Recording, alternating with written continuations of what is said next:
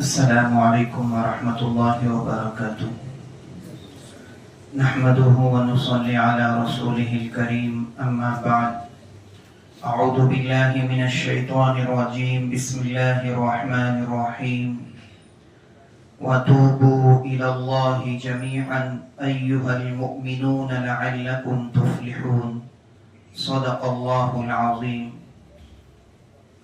اللهم صل على سيدنا محمد وعلى آل سيدنا محمد وبارك وسلم.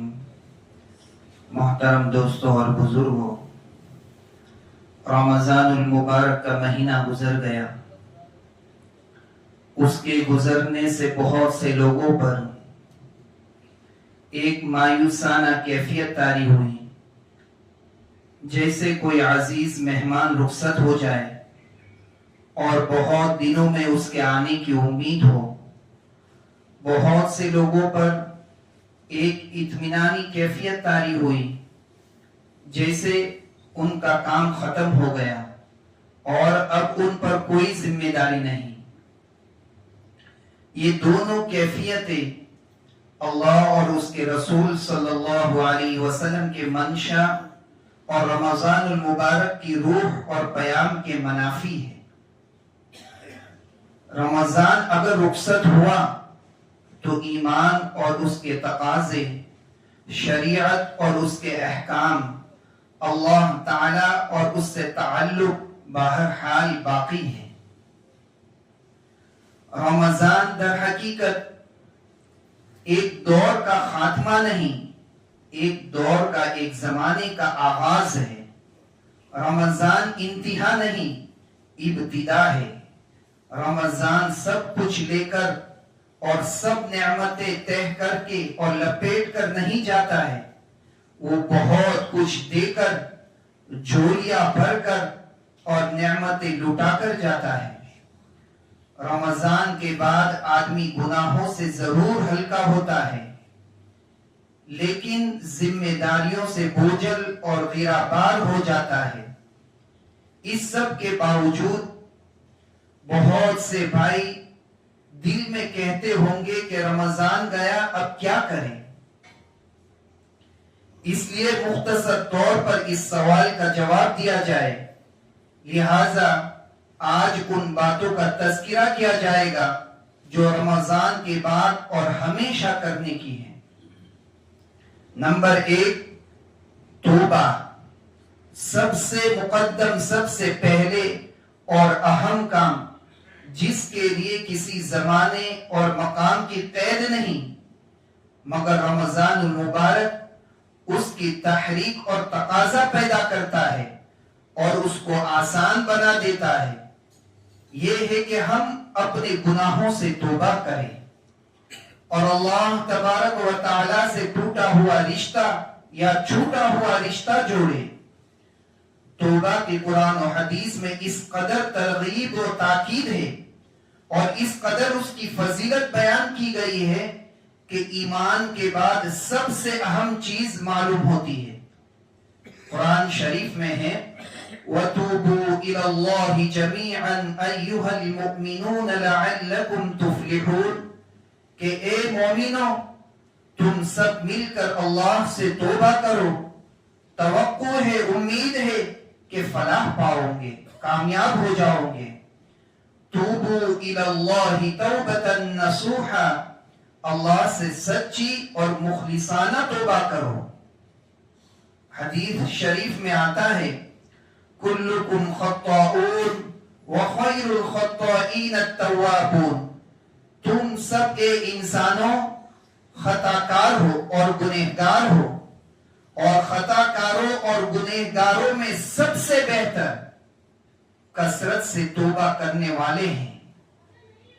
ایک دوسری حدیث میں ہے التائب من الذنب کمن لا ذنب لہ، گناہ سے توبہ کرنے والا ایسا ہو جاتا ہے جیسے اس کا کوئی گناہ ہی نہیں. قرآن و حدیث کے مطالعے سے معلوم ہوتا ہے کہ توبہ صرف ضرورت ہی کی چیز اور مجبوری کا معاملہ نہیں ہے کہ جب آدمی کسی معصیت اور گناہ میں مبتلا ہو جائے تو توبہ کرے، یہ تو فرض واجب ہے اور اس کے بغیر تو صاحب ایمان کو چین سے ہونا ہی نہیں چاہیے۔ توبہ ایک مستقل عبادت ہے، قرب اور محبوبیت کا ذریعہ ہے، اس کے ذریعے سے جو ترقی ہوتی ہے اس کو کوئی عبادت نہیں پہنچ سکتی۔ اس لیے ابرار اور نیک اور صالحین اور مقربین کو بھی اس کی ضرورت ہے، جو اللہ کے نیک بندے ہوتے ہیں ان کو بھی اس بات کی ضرورت ہے۔ وہ جب کسی توبہ کرنے والے پر، اللہ کے نیک بندے مقربین جب کسی توبہ کرنے والے پر رحمت الہی کی بارش اور اس ذات عالی کی نوازش دیکھتے ہیں تو ان کو اپنی بڑی سی بڑی عبادتیں ان کے سامنے ہیج اور حقیر معلوم ہونے لگتی ہیں۔ یعنی توبہ کرنے والے پر اللہ کی اتنی رحمتیں نازل ہوتی ہیں اور اس وقت اس گروہ میں شامل ہونے کی کوشش کرتے ہیں جو رحمت الہی کا مورد ہوتا ہے۔ بہرحال رمضان کے بعد سب سے مقدم اور اہم اور سب سے اعلیٰ اور افضل کام یہ ہے کہ ہم اپنے سارے گناہوں سے توبہ کریں اور وقتاً فوقتاً توبہ کرتے رہے۔ حدیث پاک میں آتا ہے کہ وہ شخص بڑا خوش قسمت ہوگا جو حشر کے دن اپنے نامہ اعمال میں استغفار کی کثرت لے کر آئے گا۔ نمبر 2، ایمان کی تجدید۔ بہت سے بھائی سمجھتے ہیں کہ ایمان ایک مرتبہ لے آنا کافی ہے، اس کے بعد اس کو تازگی، غذا، تجدید کی ضرورت نہیں۔ حدیث پاک میں آتا ہے کہ ایمان اسی طرح پرانا ہو جاتا ہے جیسے کپڑا میلا اور پرانا ہو جاتا ہے، اس کو نیا اور اجلا کرتے رہو۔ صحابہ رضی اللہ عنہم نے عرض کیا کہ اس کو کس طرح نیا کرے؟ فرمایا لا الہ الا اللہ کی کثرت کرو۔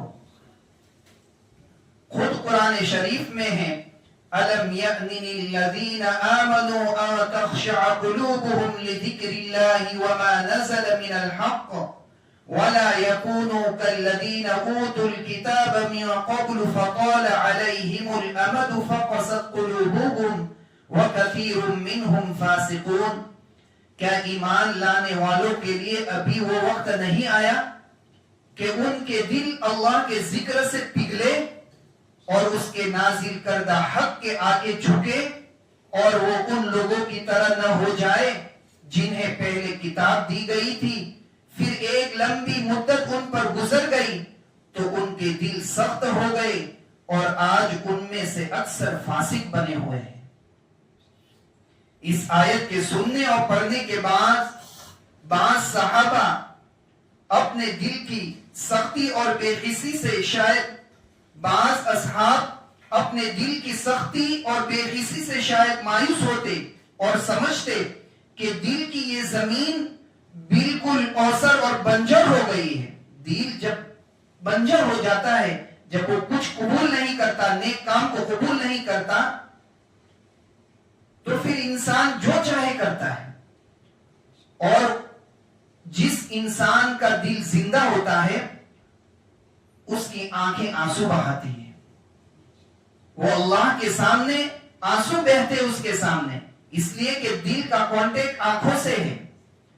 اگر دل زندہ ہوگا تو آنکھوں سے آنسو بہیں گے اور دل مردہ ہوگا تو آنکھوں سے آنسو نہیں، تری نہیں، نمی نہیں ہوگی۔ اس لیے اللہ کے سامنے روئے، اور اب کبھی اس میں شادابی اور روئے بھی پیدا نہیں ہوگی۔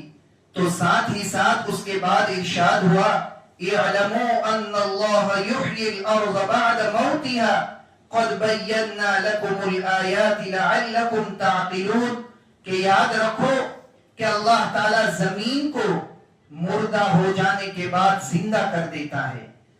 ہم نے تمہارے لیے اپنی نشانیاں کھول کھول کر بیان کی اگر تم سمجھتے ہو۔ تو انسان کو مایوس بھی نہیں ہونا چاہیے، اللہ سے بار بار توبہ کرنا چاہیے۔ بہرحال ہر شخص کو اپنے ایمان کی تکمیل، تجدید اور تقویت کی ضرورت ہے۔ اس کی کئی صورتیں ہیں۔ نمبر 1، کہ سوچ سمجھ کر شعور اور احساس کے ساتھ کلمہ توحید کی تکرار اور کثرت، لا الہ الا اللہ کی خوب کثرت کریں۔ صحابہ کرام رضی اللہ عنہ سے کہا گیا کہ لا الہ الا اللہ کی کثرت کرو۔ ظاہر ہے کہ وہ صحابہ کرام بے سوچے سمجھے اور معنی و مطلب پر غور کیے بغیر کلمہ کی تکرار اور کثرت تو نہیں کرتے ہوں گے۔ اس لیے کلمہ جب پڑھیں گے اور کثرت سے پڑھیں گے اور کہیں گے کہ اللہ تیرے سوا کوئی معبود نہیں، تو ہی پالن حال ہے، تو ہی ہمیں پالتا ہے، جب کثرت سے ہوگا تو اس سے اللہ سے ہوتا ہوا نظر آئے گا، پھر دنیا کی طرف نظر نہیں کرے گا، پھر وہ اللہ سے محبت کرنے لگے گا۔ ذکر کی کثرت اور ذکر کی قوت یہ دونوں مستقل چیزیں ہیں۔ عام حالات میں ذکر کی کثرت ذکر میں قوت پیدا کرتی ہے۔ جتنا زیادہ ذکر کریں گے اللہ کا، اتنا انسان کے اندر اس کے دل میں قوت پیدا ہوگی۔ خاص حالات میں ذکر کی قوت کثرت کے قائم مقام بن جاتی ہے۔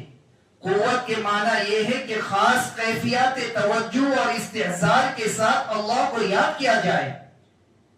ان کیفیات اور خصوصیات کے ساتھ تھوڑا سا یاد کرنا بھی تھوڑا نہیں ہے اور بڑے اثرات رکھتا ہے۔ جب انسان کثرت سے اللہ کو یاد کرتا ہے، پھر کبھی کسی وقت بیٹھتا ہے تو دو بول اللہ کے نام کے بولتا ہے، اس کی آنکھوں سے آنسو جاری ہوتے، وہ ذکر کی قوت ہوتی ہے۔ لیکن یہ بات بڑی استعداد یا اعلی یقین یا طویل محنت یا ندامت اور انابت سے پیدا ہوتی ہے۔ اہل یقین کی صحبت، جس کی کیمیا اثری اور پارس صفتی دنیا کو تسلیم ہے اور قرآن مجید کی اس پر مہر لگی ہوئی ہے، وَقُودُوا مَعَ الصَّادِقِينَ کہ صادقین یعنی سچوں کے ساتھ ہو جاؤ۔ اللہ کے نیک بندے جو ہوتے ہیں ان کے ساتھ اٹھو بیٹھو، ان کی مجلسوں میں جاؤ، ان کی صحبتوں میں بیٹھو۔ اعمال کی کثرت اور مداومت، نیک کاموں کو ہمیشہ کرنا، اس سے بھی ایمان میں جلا اور قوت اور زندگی پیدا ہوتی ہے۔ اور نمبر 3، پہلا توبہ تھا، پھر دوسرا کام ایمان کی تجدید، تیسرا کام احکام شریعت کی پابندی، اللہ کے حکموں کی پابندی۔ رمضان کے بعد اور ہمیشہ کرنے والے کاموں میں شریعت کی پابندی اور فرائض و احکام کی بجا آوری ہے، جس کی خصوصی مشق رمضان میں کرائی جاتی ہے۔ لعلکم تتقون، سوچنے والی بات یہ ہے کہ جب رمضان میں حلال اور طیب چیزیں ایک خاص وقت کے اندر ممنوع قرار دی گئی اور ان پر بندش عائد ہو گئی، تو وہ چیزیں جو ہمیشہ سے حرام اور قیامت تک حرام رہے گی، وہ غیر رمضان میں کیسے جائز ہو سکتی ہے؟ واقعہ یہ ہے کہ مومن کے 2 روزے ہیں، ایمان والے کے 2 روزے ہیں، ایک عارضی ہے یعنی رمضان مبارک کے روزے، اور ایک دائمی۔ عارضی روزہ رمضان میں ہوتا ہے، صبح صادق کے طلوع سے غروب آفتاب تک، اس میں کھانا پینا اور ممنوعات صوم سب ناجائز ہوتے ہیں۔ دائمی روزہ بالغ ہونے سے موت تک کا ہے، اس میں خلاف شریعت کام اور ممنوعات شرعیہ سب ناجائز ہوتے ہیں۔ وَاعْبُدْ رَبَّكَ حَتَّى يَأْتِيَكَ الْيَقِينُ، اپنے رب کی بندگی اور تابعداری کرو جب تک موت نہ آ جائے۔ کیسے تعجب کی بات ہے کہ عارضی روزے کی پابندی کی جائے اور دائمی روزے کو کھیل بنا لیا جائے۔ رمضان میں تو خوب گناہ سے ہم بچنے کی کوشش کریں، اور رمضان کے بعد والی جو زندگی ہے، جو موت تک کی زندگی ہے، اس میں ہم گناہوں سے بچنے کی کوئی اہمیت نہ کریں۔